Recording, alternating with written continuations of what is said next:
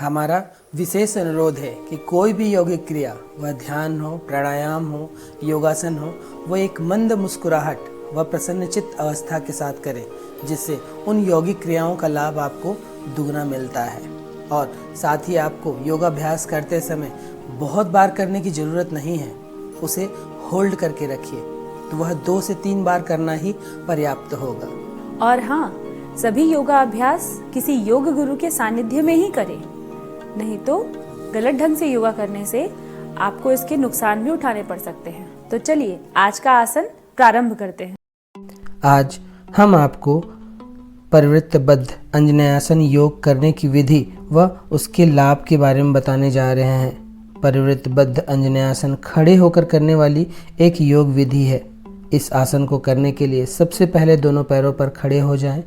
अब श्वास लेते हुए पैरों को इस तरह फैलाएं। श्वास छोड़ते हुए हथेली को घुटने के पीछे ले जाएं और सर को ऊपर आसमान की तरह इस ओर देखें। 3 से 4 सेकंड रुकने के बाद श्वास लेते हुए सामान्य स्थिति पर आइए। यही क्रिया दूसरे पैर के साथ भी करिए। केवल इस आसन को कर रहे हैं तो 5-5 बार अर्थात 10 बार करें। अन्य आसनों के साथ 2-2 बार अर्थात 4 बार करना ही पर्याप्त होगा।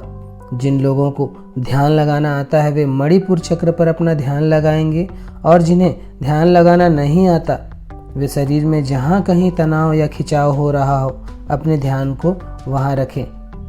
इस आसन के अभ्यास से मानसिक शांति प्राप्त होती है, जागरूकता वृद्धि में बेहद सहायक आसन है, आध्यात्मिक शक्ति में वृद्धि होती है, पेट के सभी आंतरिक अंग बेहद स्वस्थ होते हैं, पाचन संस्थान दुरुस्त होता है, फेफड़े, हृदय आदि अंग मजबूत होते हैं।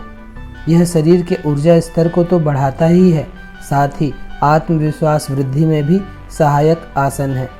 शरीर की चुस्ती फुर्ती में वृद्धि होती है, शरीर के संतुलन व समन्वयन को अच्छा बनाता है, शरीर की शक्ति में वृद्धि होती है, भय, अवसाद, निराशा को दूर करने में भी सहायक आसन है, इच्छा शक्ति व संकल्प शक्ति में बढ़ोतरी होती है, पेट की व नितंबों की चर्बी कम होती है, शरीर स्वस्थ बनता है, पैर व जांघ की मांसपेशियां मजबूत होती हैं, कमर लचीले बनते हैं तथा शरीर सुडौल व आकर्षक बनता है, प्रजनन क्षमता या यौन क्षमता में वृद्धि होकर मानव तेजोमय बनता है, छाती, पीठ व गर्दन की मांसपेशियां स्वस्थ होती हैं, चेहरे पर रक्त प्रवाह बढ़ने से चेहरे का तेज बढ़ता है, पीठ व कंधे की जकड़न दूर होती है, कलाई व उंगलियां स्वस्थ होती हैं, संपूर्ण शरीर लचीला बनता है, नई ताजगी व स्फूर्ति प्राप्त होती है।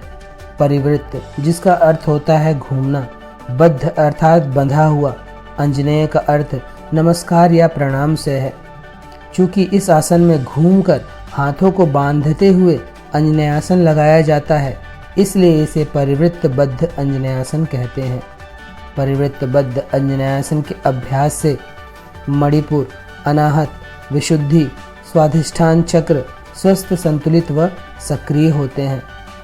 घुटनों के गंभीर रोगी, स्लिप डिस्क के रोगी, चक्कर या वर्टिगो के रोगी इस आसन का अभ्यास न करें। गर्भवती महिलाएं 2 महीने के बाद इस आसन का अभ्यास न करें।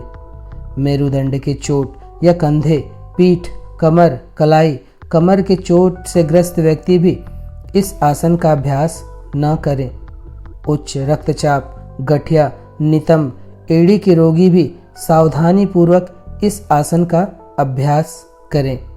कमर में किसी प्रकार का कोई दर्द हो तो भी इस आसन का अभ्यास जब तक कमर में दर्द हो तब न करें, या फिर धीमी गति से सावधानी पूर्वक करें।